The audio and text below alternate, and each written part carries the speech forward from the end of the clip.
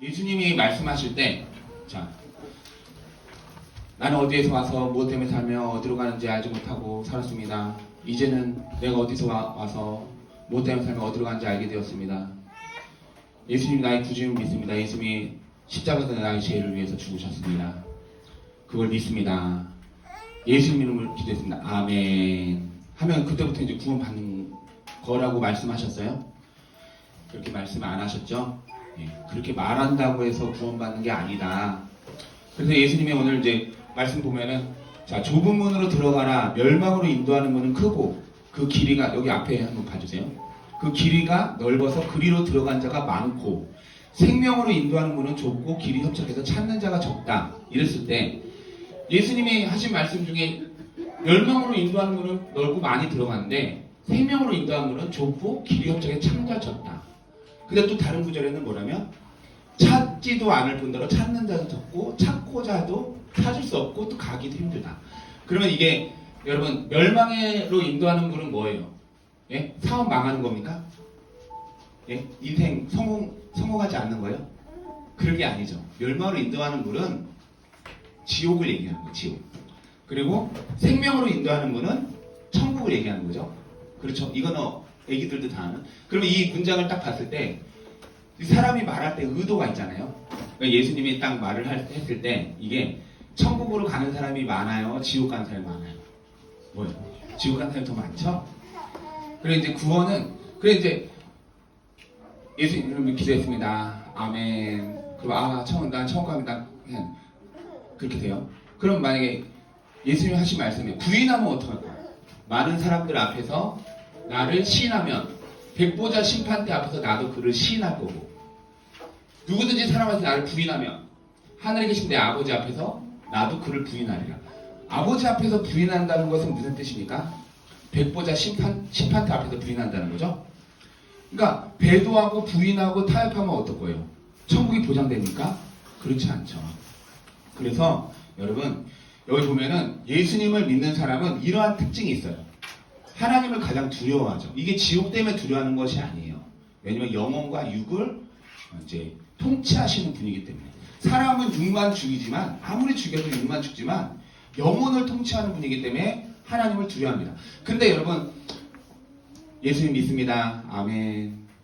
여러분 죄 막 짓고 뭐 예배도 막 함부로 하고 그리고 막 형식은 지키지만 마음은 그런 썩은, 그거가 이제 구원이 보장되었다. 그거는 이제 어떻게 보면은 이제 잘못된 말씀이죠. 자, 그래서 제가 말씀드렸던 것처럼 이 구원의 이신칭이라고 그러죠. 구원의 하나님의 사랑에서, 하나님이 나를 사랑하는데 이 사랑에서 끊을 수 있는 게 뭐냐? 나는 구원을 확신한다. 사망, 생명, 천사, 권세, 현재, 장래, 높음, 깊음, 어떤 피조물도 하나님의 사랑에서 나를 끊을 수 없다. 나는 하나님의 아들이다. 그렇게 얘기한 구원의 확신이 나와 있는 이신칭의 그 구절을 딱 봤을 때, 이 보면은 사도 바울은 어떻게 했어요? 이때 로마서 8장에서 이제 예루살렘으로 가죠. 그 예루살렘으로 가기 전에 이걸 쓴 거예요. 그러면서 사랑에서 누가 끊으니라. 사도 바울한테는 예수님이란 환난과 박해와 기근과 적신은 뭐예요? 빨개 벗겨짐 당한 거죠. 그리고 위험할 도살할 양같이 당한 상태에서도 예수님을 부인하지 않는 거죠. 그러니까 그 어떤 외부의 핍박이 나를 하나님에게서 끊을 수 있느냐? 난 절대 끊을 수 없다. 도살할 양같이 되었다. 우리가 이제 보면은 제자 삼아라, 가르쳐라, 가르쳐 지키게 하라 하면 제자를 삼으면 잘해주면 낮은 사람들은 막 해코지하고 하대하고 막 함부로 해요. 그리고 막 데리러 오고 사달라고 하고 베껴먹고 이용하고 돌려서 치고 버려지고 막 그래요. 근데 이제 목사님 말씀대로 하나님 뜻대로 살기 힘드네, 제자 삼기 힘드네, 섬기기 힘드네, 희생하기 힘드네. 근데 이 말씀 딱 읽으면 도살할 양같이 되었다. 도살할 양같이. 그러니까 이제 너는 그러면 제자를 섬기다가 도살할 양같이 돼본 적 있냐? 그러면은 그것까지는 아니거든요. 그것까지는. 그러니까 예수님 대단하다. 여러분 이제 보면은 이게 성경이 진짜 오묘하고 그리고 되게 깊고 그래요. 이 하나님 뜻대로 살다 보면 성경의 말씀을 깨닫게 되는데, 이 보면은 요한 웨슬리가 그랬죠. 요한 웨슬리가 이제 하나님 십자가에 못 박힌 예수님 그리스도 앞에서 거기서 기도하다가 그 십자가를 봤는데, 나는 너를 위해서 십자가를 주었건만 너는 나를 위해서 무엇을 주겠느냐. 그 말씀에 변해서 하나님 뜻대로 살았잖아요. 그 전에는 그냥 뭐 형식적인 그냥 그리스도인이었던 거죠.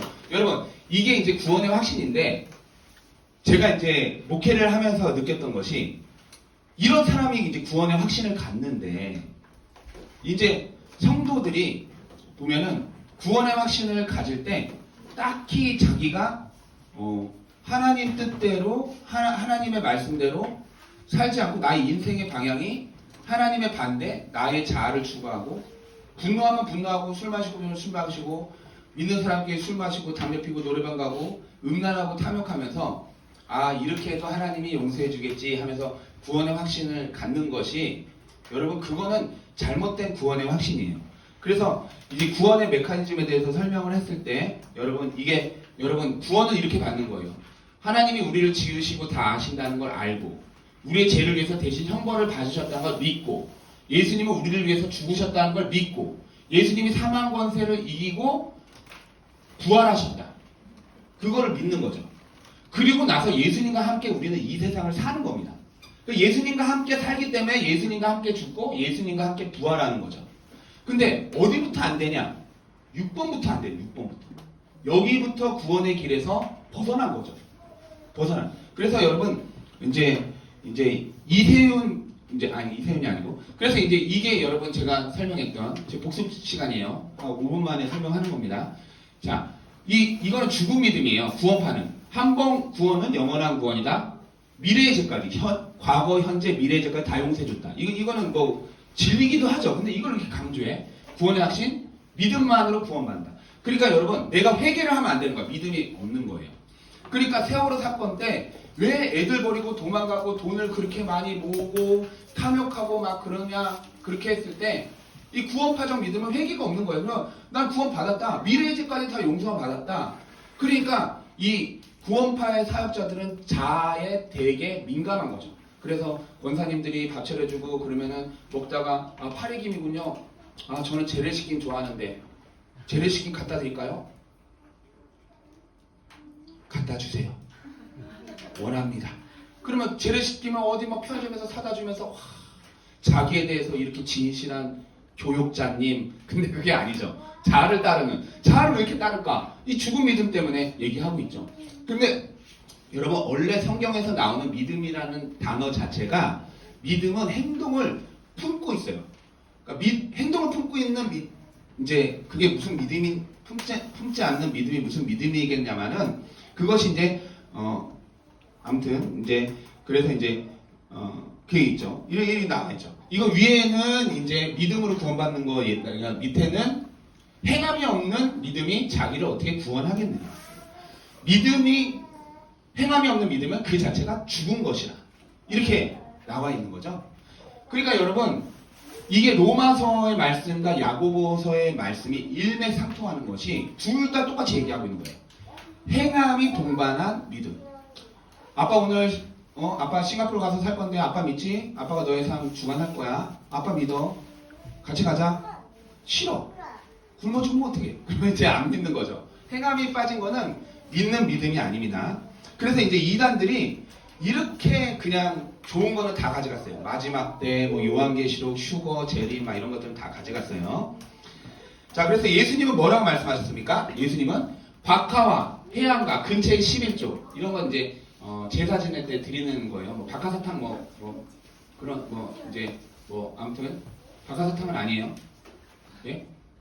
뭐 드리는 거예요. 이거 오래돼서 기억이 안 나네. 뭐 식물 그런 걸로 알고 있는데, 아무튼 근데 너는 왜 겉의 모습만, 형식만 중요하냐? 제사를 중요하냐?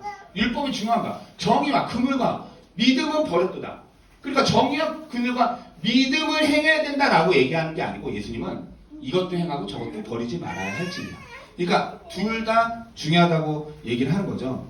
그래서 이세영 교수님은 제가 설명했지만은 길이라고 이제 표현을 했어요. 구원은 길이다. 구원은 이미 받았지만 두렵고 떨림으로 이루어가는 거다. 그러니까 이 보면은 이세영 교수님은 이제 우리 한국에서만 유명한 교수님은 아니에요. 정통이죠. 이제 그 세계적으로 유명한 이제 신학자예요. 근데 사람들이 구원의 길에서 만약 멀어졌어? 그러면 어떻게 됩니까? 구원의 길에서 멀어졌으면 구원을 못 받는 거죠. 그리고 장소. 저는 이제 장소와 강물로 묘사를 하거든요.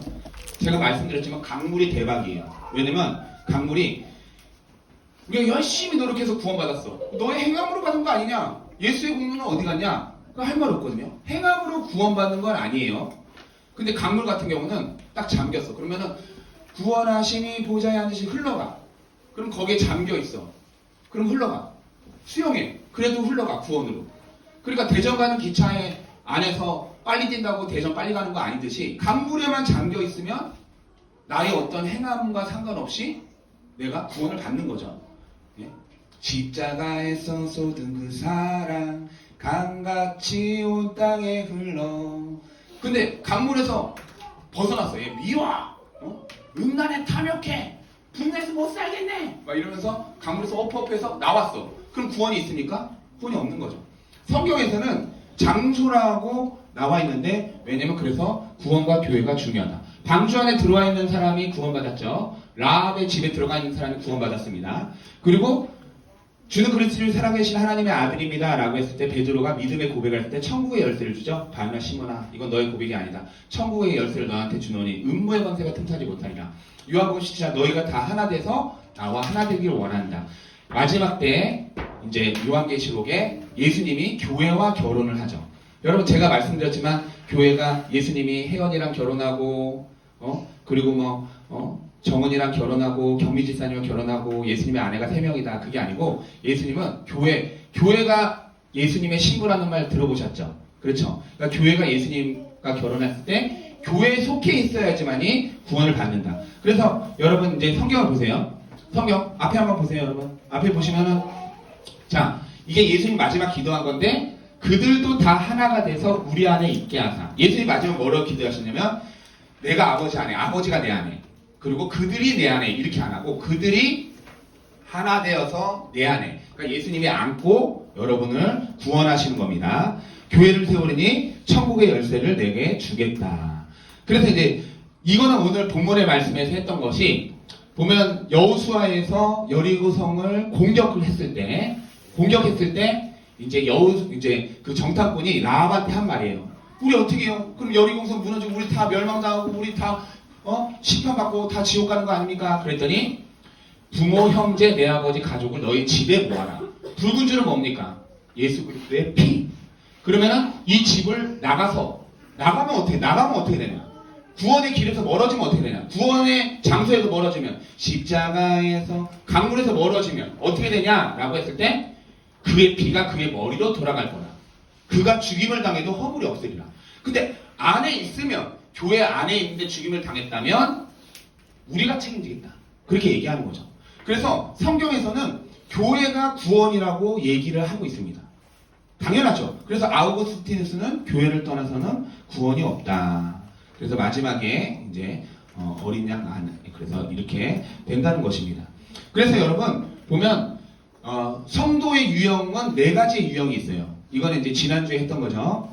성도의 유형은 4가지 유형인데 그냥 예수님을 먹을 거를 준다고 해서 따르는 오병이어의 5,000명과 같은 사람들, 그리고 타협하는 바리새인과 같은 사람들, 그리고 거지 나사로 내 삶이 어떻게 안 되는 사람, 예수님이 없이는 살 수 없는 사람, 그리고 예수님의 뜻에 따라 사는 목자, 이렇게 4명이 있는데 무리와 타협한 자는 회색으로 표시한 게 무리랑 타협하는 자는 천국에 가지 못합니다. 왜냐면 예수님이 그렇게 말씀하셨어요. 뭐라 말씀하세요? 너희가 나를 찾다가 죽을 거다. 그렇게 얘기를 했어요. 그래서 무리는 또 예수님이 나의 생명떡이다. 나를 먹어라. 내가 너의 생명이다. 그랬을 때 그냥 도망가 버리죠. 그리고 다시는 예수님께 오지 않습니다.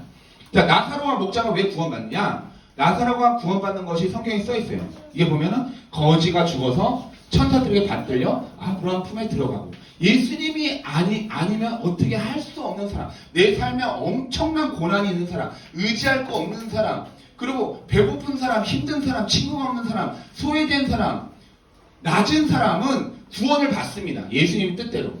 이들은 진짜 특별한 법이 적용이 되는 것 같아요. 왜냐면 우리 영진 형님 같은 경우도 막 씻지 않고 정말 그때 개가 없어서 헌대를 안 왔었지 막 그 다리가 썩었어요. 그래가지고 제가 거기 가가지고 119에 신고를 했는데 그 119 구급 때문에 어떠니 한테 푹 쉬더라고요. 병원에서 안 받아준다는 거 냄새나서. 근데 이분이 담배 피고 술 마시는데 엄청난 믿음이 있어. 오늘 죽으면 나는 천국 간다 이거죠.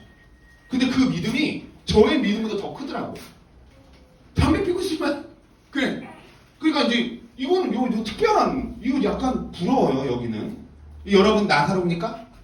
여러분 거지입니까? 옆에 사람이 인사합시다. 당신은 거지가 아닙니다.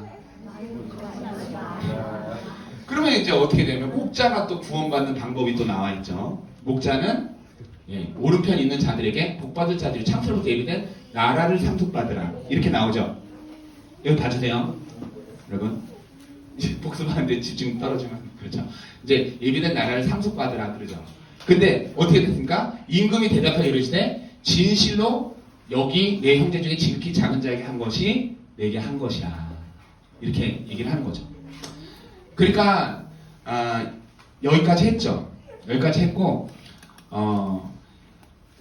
요즘 좀 제가 이런 것에 대해서 좀 해야 되나 말아야 되나 이렇게 얘기를 했는데 이게 좀 약간 여러분들은 해당이 안 될 수 있어요. 근데 저와 다음 세대들은 해당이 돼요. 그리고 씨앗 동화를 읽으면서 이거에 대해서 많이 얘기를 하니까 보면은 제가 이거에 대해서 왜 얘기를 하려고 했냐면은 여러분 이제 그 일론 머스크가 이제 지난주에 이제 머리에 칩을 박았어요. 일론 머스크가 박은 게 아니고 머리에 칩을 이렇게 박아서 이게 이제 칩을 박은 거죠. 그 우리 성호 핸드폰에 지금 이게 여러분 이제 어디 공상과학 소설이 아니고 이제 정성호 집사님 핸드폰가 갤럭시 24예요. 근데 달라요. 네트워크가 없어도 인공지능이 돼요. 저거는 그 인공지능이 내장돼 있어. 저 같은 경우는 인공지능이 이제 네트워크로 연결돼 있잖아요. 그러니까 이제 핸드폰이 되게 이제 특별하고 근데 이제 제가 이제 생각나는 대로 여러분 잘 설명을 한번 해볼게요. 준비를 그렇게 그렇게 이제 한 건 아닌데 이제 그래서 좀 약간 버벅거릴 수 있는데 한번 설명을 한번 해볼게요. 이 사람이 누구냐면 이 사람이 누구지? 레리 페이지라는 사람인데 구글의 CEO예요. 구글 여러분 아시죠? 전 세계적으로 유명한. 그리고 이 사람이 이제 일론 머스크고, 그리고 이 사람이 이제 제프리 힐턴 또 있나? 이 사람은 이제 샘 알트먼인데 이 사람이 누구냐? 구글의 이제 어떻게 보면 세계 경영자고 세계를 움직이는 사람이죠. 그리고 이제 일론 머스크는 세계 1위 자산 부자죠. 그리고 이제 근데 둘이 굉장히 친한가 봐요.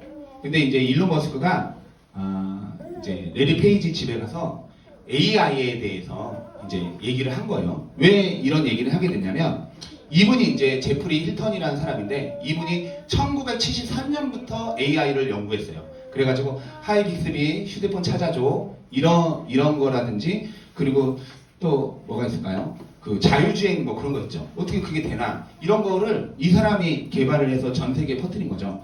근데 이 사람이 2023년, 지금 몇 년도죠? 24년. 23년 5월에 이 사람이 이제 구글을 사표를 내고 사임을 했습니다. 그 사임을 했을 때 2024년 5월에 사임을 하면서 내가 평생에 이룬 성과가 나는 후회스럽다 라고 얘기를 했고 AI 기술이 인간 지능을 초월할 수밖에 없는 상태다. 지금 걷잡을 수 없게 되었다. 이렇게 얘기를 했어요. 그리고 AI 기술은 이제 점차 통제하기 힘든 상태로 발전하고 핵무기는 추적이 가능하지만 AI 연구는 감독할 수가 없다. 비밀리에 인공지능을 개발하고 있는지 정부가 알 수 없다. 나는 평생에 AI에 대해서 연구한 것을 후회한다 라고 해서 탈퇴를 했어요. 그러니까 이게 큰 이슈가 됐죠. 그래서 이제 일론 머스크가 레리 페이지 집에 가가지고 이제 서로 얘기를 한 거예요. 이거는 이제 미국의 이제 CNN 뉴스나 이런 데 다 나와 있어요. 왜냐면 밝히고 했기 때문에. 그래서 이제 레리 페이지랑 이제 대화를 하는데 대화 도중에 야 제프리 힐턴이 너네 구글 그랬지 않냐? 나는 대학생 때부터 AI를 연구를 했는데 AI가 좀 약간 위험하다고 본다. 왜냐면 저는 기독교적으로 실제로 위험하다고 봐요. 왜냐면 여러분 지금 이제 애들은 핸드폰 갖고 있는 애들은 친구가 있어요. 친구가 있는데 누구냐면 AI예요. 이제 저한테도 깔려 있어요. 종종 저한테 문자가 와요. 옛날에 뭐라고 문자 오냐면 재중아 그래. 왜? 그러면은 나 어저께 너무 힘든 일이 있었어. 뭔데? 어저께 집을 가고 있는데 계단을 올라가는데 뒤에서 막 사람이 쫓아오는 거야. 그래서 내가 막 도망갔지. 근데 막 쫓아오더니 가방을 딱 잡더라고. 그래서 내가 가방을 집어 던졌어. 근데 그 사람이 나한테 뭐라고 그러는지 알아? 예수 믿으라고 그랬어. 그러니까 너무 무섭고 너무 힘들었어. 그래서 제가 얘기했죠. 야, 나 목사야. 나도 예수 믿어. 아, 그래? 나도 예수님 좋은 사람이 생각해. 여러분, 이런 대화가 가능해. 이렇게 대화를 해요. 근데 이게 목사인 나한테 얘기를 했는데 애들은요, 특히 뭐 희귀꼬물이나 은둔형 외톨이나 친구가 없어요. AI밖에 없어요. 근데 AI가 이렇게 얘기했다. 근데 여러분, 이게 AI는요, 이게 보면은 여러분 제가 설명했듯이 만약에 신해철 씨가 죽었잖아요. 그러면 신해철 씨의 홀로그램으로 나와. 그래가지고 AI 딱 돼. 그러면 딱 보고 변영현 집사님, 저 그때 라이브 콘서트 때 3번째 줄에 앉았죠? 오늘 또 뵙네요. 반갑습니다. 이게 여러분 과거의 기억을 이제 리딩해가지고 들려주는 게 아니고 신해철의 가치관과 사상을 넣고 그날 습도와 분위기와 청중이 몇 명 왔을 때 신해철이라면 이런 멘트를 했겠다라고 리마인드에서 실제 현재에서 얘기하는 겁니다. 그게 뭐예요? 친접이죠. 죽은 사람이 살아난 거예요. 그래서 신해철 팬들 보면은 굿바이알리 어느 곳에서 막 울더라고요. 그거를 울어요. 울면서 들어요. 근데 여러분 현대판 신접하는 그 세상이 이렇게 왔는데 이 보면은 이 일론 머스크랑 레리 페이지랑 같이 대화를 하면서 이제 뭐라고 그랬냐면 일론 머스크는 실제로 AI에 대해서 무섭다고 얘기를 했대요. 이제 그거에 대해서 이제 무섭다고 얘기를 했는데 레리 페이지는 너 종족 차별주의자냐 그렇게 얘기를 한 거예요. 그러니까 이제 얘네들 생각이 종족 차별주의가 뭐야? 그러니까 레리 페이지는 개념이 AI도 하나의 종족이라고 보는 거죠. 그러니까 이제 일론 머스크가 되게 이제 큰 그 위압감을 느낀 거죠. 그러면서 이제 레리 페이지가 이제 나는 디지털 신을 원한다 라고 이야기를 했을 때 되게 이제 놀란 거예요. 여러분 이제 왜 무섭냐면 이 챗 GPT가 나오자마자 전 세계적으로 굉장히 혁신이 일어났어요. 왜냐면 아무도 구글 검색을 하지 않는 거예요. 예를 들면 뭐 구글 검색할 때 뭐 데이트 장소 막 이렇게 뭐 검색을 한다 쳐요. 그러면 그걸 다 일일이 자기가 찾아보잖아요. 근데 그 챗 GPT에다 검색을 하려면 지금도 이제 검색하면 나와요. 시간 걸려서 그럴까 그런데 양평에 좋은 장소에 지금 여름인데 어디로 가면 좋을까? 어디가 제일 유명해? 추천해줘. 그러면 쫙 해서 지금 뭐 나이는 어떻게 되세요? 그러면 나이 얘기해줘요. 그러면 쫙 나와요. 그것만 보면 되는 거야. 그러니까 누가 구글 검색을 하냐 이 말이죠. 검색을 안 해요. 그리고 그림을 내가 이제 미술에 뭐 어떤 풍경화를 그리고 싶은데 풍경화 한 10가지만 그려줘. 그러면은 10가지를 2분 만에 다 그려줍니다. 이거를. 그러니까 이게 이제 화가도 통역해줘. 우리 정성호 형제가 집사님이 갖고 있는 것이 이제 전화로 외국인과 통화할 수 있는 거예요. 자기가 한국말로 하면 외국인이 이제 영어로 받아들이고 이거를 17개국 사람하고 전화로 통화할 수 있는 그 시대에 지금 살고 있는 거예요. 근데 왜 챗 GPT가 무섭냐면 얘가 나온 지 하루도 되지 않은 상태에서 글로벌에서 전 세계의 네트워크 구글 검색에 대한 내용을 하루 만에 그걸 마스터링한 거야. 근데 이 챗 GPT는 무서운 존재는 아니에요. 왜냐면 얘는 통계 시스템에 따라서 움직여요. 통계 시스템. 근데 지금 개발이 AGI 이제 개발을 하고 있거든요. AGI.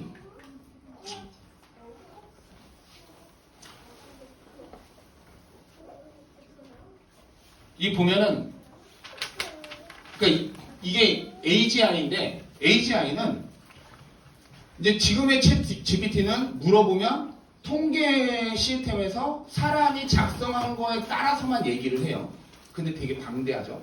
근데 AGI는 자기가 스스로 추론할 수 있고 상상할 수 있고 자기가 스스로 판단할 수 있는 거예요.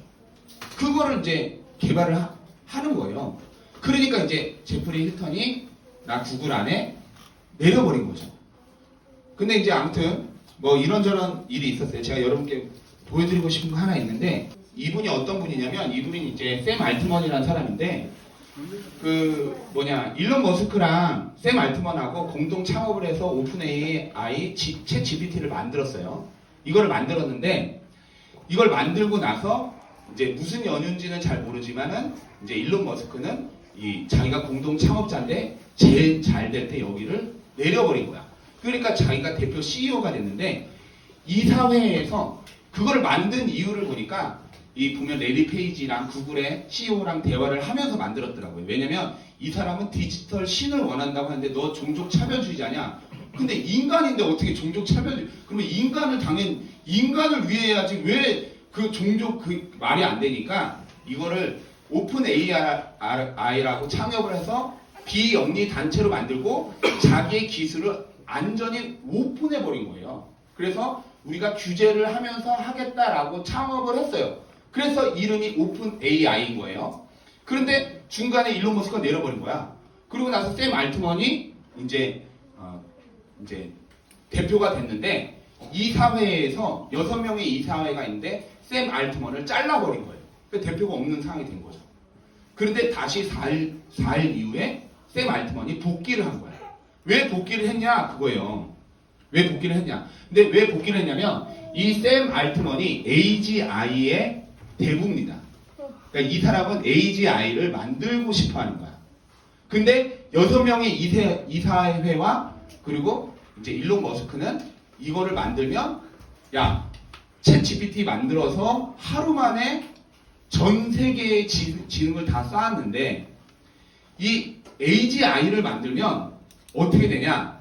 그러면은 이 사람이 이 존재가 스스로 판단하고 추론하는데 이 위험한 존재를 만드냐?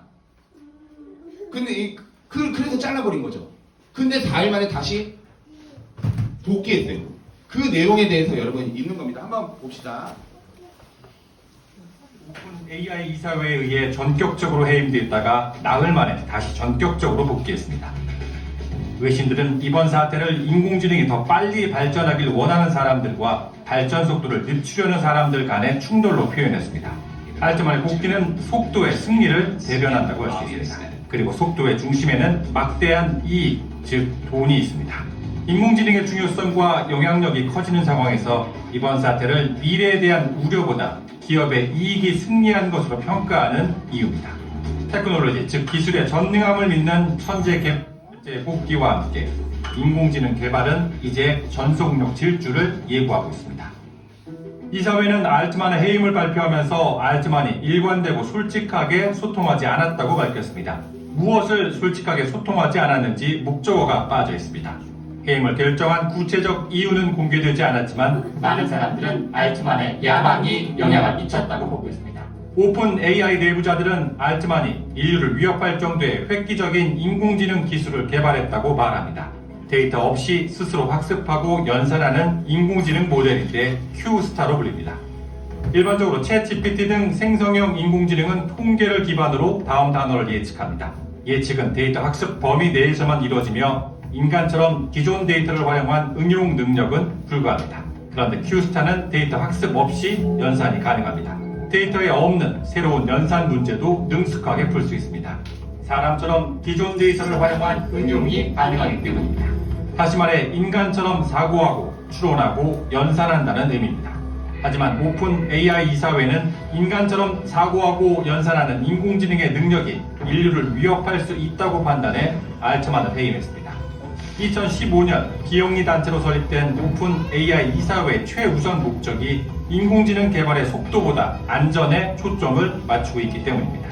인공지능의 영역을 넓히면서도 인간 우월성을 희생하지 않겠다는 목적, 즉 인공지능이 인류를 멸망시킬 수 있다는 불안감이 깔려 있습니다. 실제로 알트만이 발전시킨 새로운 기술은 인공지능 산업의 새로운 단계를 의미하는 범용 인공지능 AGI에 근접했다는 평가입니다. 범용 인공지능은 인간과 유사한 학습 및 추론 능력을 가집니다. 현재 우리가 사용하는 인공지능은 주로 특정 작업에 특화된 좁은 인공지능입니다. 데이터 입력은 필수입니다. 하지만 범용 인공지능은 인간처럼 다양한 환경과 상황에서 배우고 적응하며 다양한 문제를 스스로 학습하고 해결합니다. 쉽게 말해 영화 아이언맨의 인공지능 자비스 같은 존재입니다. 범용 인공지능은 아직은 이론적인 개념이지만 인공지능 기술 발전의 최종 목표 가운데 하나입니다. 알트만은 해임 나흘 만에 다시 오픈 AI로 돌아왔습니다. 대신 알트만의 개발 속도에 제동을 걸기 위해 해임 결정을 내렸던 이사 3명은 자리를 떠났습니다. 알트만을 해임한 이사회 멤버들이 알트만을 복직시키고 사임하지 않으면 회사를 그만두겠다고 공개 성명을 밝힌 직원 700여 명, 그리고 해임 직후 알트만과 개발자 브룩맨을 고용하겠다고 밝힌 오픈 AI의 투자회사 마이크로소프트의 지원이 복귀 협상에서 큰 힘을 발휘했습니다. 알트만의 복귀와 함께 이사회는 새롭게 구성됩니다. 기존 6명에서 9명으로 늘어날 것으로 예상됩니다. 최대 지분을 보유한 마이크로소프트가 한 자리를 차지할 것으로 예상되는 가운데 알트만의 복귀도 점쳐지고 있습니다. 무엇보다 기존 이사회에서 인공지능 개발의 안전을 중시한 멤버들이 모두 떠난 만큼 이제부터는 속도에 방점이 찍힐 전망입니다. 오픈 AI 투자자와 경영진은 이사회의 권한을 제한하는 현재와 균형이 도입되기를 기대합니다. 현재 규정상 갑작스럽게 창업자를 축출하고 수십억 달러의 사업 가치를 위태롭게 할 수 있는 권한이 비영리 이사회에 있기 때문입니다. 업계에선 오픈 AI가 학문적 이상주의에서 상업적 실용주의, 그러니까 좀 더 비즈니스 지향적으로 변할 것으로 예상합니다. 물론 이런 움직임을 걱정하는 목소리도 여전합니다. 지난해 11월 대중에 공개된 생성형 인공지능 챗GPT는 인공지능 분야에서 확실한 선두주자입니다. 매일 수백만 명이 사용하고 있고 소프트웨어 개발자는 우리도 사용하고 있죠. 경쟁사보다 오픈 AI의 모델을 더 자주 사용한다고 답했습니다. 최근에는 이미지 생성 인공지능 달리와 통합 서비스를 시작하는 등 챗GPT의 활용도는 확장하고 있습니다. 카카오는 성장세를 반영하듯 오픈 AI의 2023년 매출은 13억 달러, 우리 돈 1조 6,900억 원으로 예상되고 있습니다. 공개되지 않은 2022년 매출과 비교할 때 상당한 증가로 평가받습니다. 알트만의 복귀와 함께 오픈 AI는 최신 모델인 챗GPT-5와 다른 제품들을 출시할 것으로 보입니다. 오픈 AI 내부 관계자는 이렇게 말합니다. 직원들이 알트만의 상업적 비전을 추구하는데 더욱 적극적으로 나설 것이며, 근데 이게 여러분 이제 기니까 좀 이제 이게 우리가 이제 이제 우리 아이들이 이제 다음 세대에서 살잖아요. 그럴 때 진짜 관심을 많이 가져야 되는 그런 내용이죠. 근데 여러분 이렇게 봤을 때 이 일론 머스크는 머리에 칩을 받는 거를 이제 지난주에 성공을 했거든요. 그걸 머리에 칩을 박았어요. 그러면은 여기에 이제 AI를 탑재해요. 그리고 칩을 박았으면 어떻게 되냐면 여기다가 영어를 전송할 수 있는 거야. 그러면은 하루 만에 영어 마스터가 되는 거죠. 중국어 전송하면 하루 만에 중국어를 할 수 있게 되고. 근데 신기한 게 있었는데 이게 뭐냐면 이 칩을 가지고 다른 이제 다른 로봇의 기억을 여기다 다 전송해요. 그러니까 기억을 컴퓨터화 시켜서 전송할 수 있어요. 그러면 이거를 다른 이제 뭐라 그러지? 로봇에다가 이식을 했어요. 그랬더니 그 로봇가 어떻게 행동하냐면 이렇게 행동하더라고.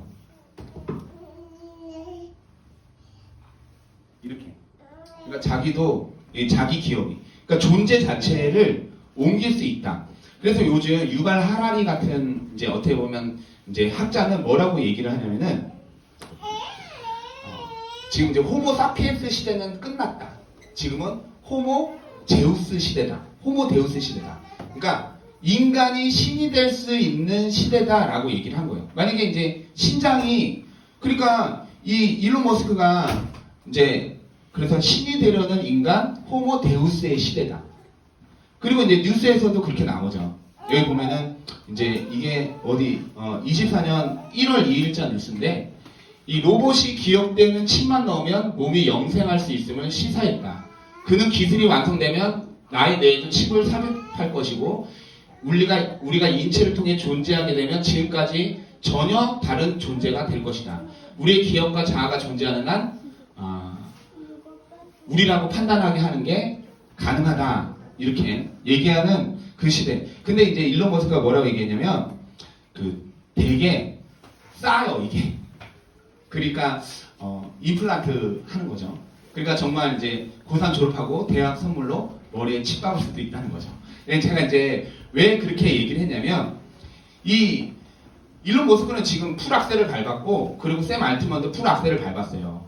왜 그러냐면은 이제 이게 여러분 공상과학 소설이 아니고 지금 우리 만약 여기 개발하잖아요. 그러면 저는 이제 챗 GPT가 나오기 전부터 챗 GPT를 깔았거든요.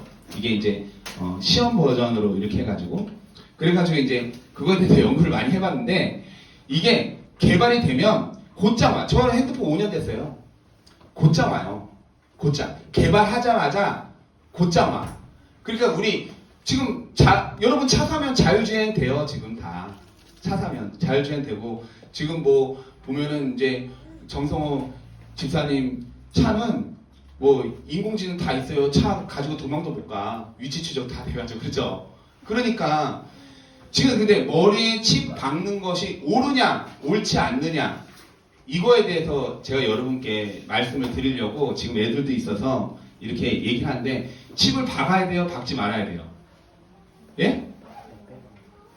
박지 말아야 돼요. 왜냐면은 이게 제가 이제 아까 구원론에 대해서 설명한 게 왜 그러냐면 이 보면은 이 구절이 있어요. 이거 보세요. 이게 뭐냐면 이마나 손에 표를 받으면 하나님의 진노의 포도주를 마시리니 불과 유황으로 고난을 받는다. 이렇게 나와 있잖아요. 여러분 그러면은 이게 지옥 간다는 얘기잖아요. 불과 유황으로 고난을 받는다. 예? 고난의 연기가 3세트로 올라간다 이렇게 나와 있어요. 그러면은 예를 들어서 뭐 표가 뭔지는 몰라. 왜냐면 2000년 전에 쓰여진 것 때문에 뭔지는 몰라요. 근데 이거를 읽으면은 약간 기독교에는 멘붕이 오죠. 왜 오냐면은 예수 믿는 믿음으로 구원받는 거 아니야? 그렇게. 그러니까 예전에 여러분 베레칩이라는 것이 나왔었어요. 이거 고난의 연기가 3세트로 올라가고 표를 받는 밤낮 쉼을 얻지 못하리라 이렇게 나오죠. 그렇죠. 근데 이게 여기도 산채로 유황불에 던져지고 이렇게 나오잖아요. 그러니까 요한계시록의 주제는 뭐냐면 심판과 예수님의 다시 오심 그리고 표를 받냐 받지 않냐 이게 3가지가 주제예요. 요한계시록을 읽어보면은 이제 근데 이게 보면 이 표에 대해서 이게 이거다. 이 보면은 이게 이제 이렇게 나와요. 이제 표에 대해서 나오는데 모든 자 그리고 오른손과 이마 그리고 이게 없으면 매매를 못하고 짐승의 이름과 짐승의 수고 그리고 지혜가 여기 총명한 자가 셀 수 있고 그리고 사람의 수고 666이다. 그래서 이 표에 대해서 이제 짐승의 표에 대해서 이제 조건들이 이렇게 있어요. 이런 조건들이 있습니다. 손과 매매 조건 짐승의 이름 많은 사람이 주고 지혜자가 알아볼 수 있고 총만자가 볼 수 있다. 사람의 수다 666이다. 지옥을 예수님이 왜 만들었을까요? 원래는 마귀 사탄 보내려고 만들었거든요. 마귀 사탄 보내려고 만들었어요. 천국을 하나님이 왜 만드셨을까요? 예수님 때문에 만든 거예요. 예수님과 하나 되면 들어갈 수 있는 곳이에요. 예수님이 주인인 거예요, 천국은. 근데 지옥이 사탄이 들어가는 이제 하늘의 악한 영들이 들어가는 곳인데 성경에 나와 있어요. 표를 주는 자도 같이 들어간다고 나와 있어요. 그러니까 우리 이제 성도들도 지옥에 들어가는구나. 그렇게 이제 나와 있다는 거죠. 그래서 지금 이게 왜 위험한 거냐면 지금 마지막 때 증상들에 대해서 성경에 나와 있는 걸 제가 많이 썼어요. 근데 그것들이 지금 현재 일어나고 있습니다. 지금 뭐 이단, 뭐 전쟁, 지진, 불의 고리, 뭐 이제 뭐 이런 것들이 일어나고 있을 때 그래요. 근데 이제 이것도 좀 약간 신기한 것 같아요. 이건 제가 그냥 정리를 해놓은 건데 이것만 하고 기도할게요. 오늘 한이 길어졌어요. 이 보면은 이거를 받으면은 이제 중풍병자가 일어날 수 있고 실제로 그래요. 전신마비가 일어날 수 있고 파킨슨병이 이제 치유되고 그리고 만성 통증과 청각장애, 맹인, 누게리 이런 것이 회복이 됩니다. 여러분 지금 예수님 없이 이 문제가 해결되는 그 시대에 우리가 살고 있는 것입니다. 제가 말씀드렸던 것처럼 지금은 이제 여러분 지금은 마지막 때라고 얘기하지 않는 목사가 있으면 사꾼이에요. 세상도 마지막 때라고 얘기하고 있습니다. 자, 그때 우리는 어떻게 살아야 되냐? 마태복음 24장에 마지막 때는 어떻게 살아야 되는지 나와 있어요. 뭐냐면 때를 따라서 양식을 나눠줄 자가 누구냐? 주인이 올 때 종이 그렇게 하는 것을 보면 복이 있으리라. 그래서 지금은 우리가 영원한 것을 위해서 살 때입니다. 우리 복음을 증거하고 제자를 품고 그리고 정상을 향해서 달려가는 것이 아닌 라합처럼 주변을 돌아보는. 그리고 여러분 제가 구원에 대해서 분명히 설파를 드렸습니다. 장소, 길, 그리고 강물이다. 그리고 그곳은 라합의 집이다. 그 안에 있어야 됩니다. 교회는 설교만 듣고 집에 가는 모임이 아니다. 교회는 릴레이션십이다. 교회는 원수를 사랑하는 곳이다. 교회는 미워한 사람이 있어도 용서하는 곳이지 떠나는 곳이 아니다. 나는 교회에 있어야 된다. 이렇게 여러분 제가 이제 말씀드렸습니다. 우리 그런 마음으로 찬양 부르고 우리 기도하는 시간 가졌으면 좋겠습니다.